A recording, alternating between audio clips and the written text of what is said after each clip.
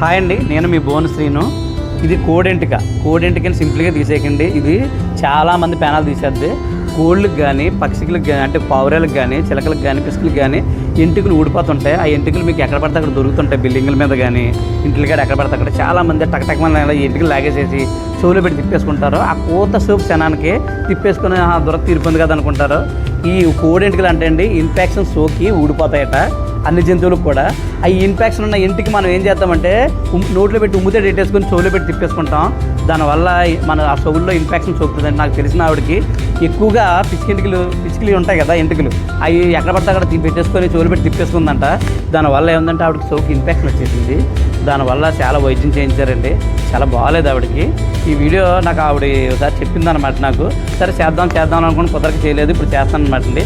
దయచేసి కోడింటికలు కానీ పావురింటికలు కానీ పిచ్చికింటికలు అయితే సరే ఏ ఇంటికలైనా సరే మీరు చెవులో పెట్టి తిప్పుకోకండి, ప్యానాల మీద తెచ్చుకోకండి.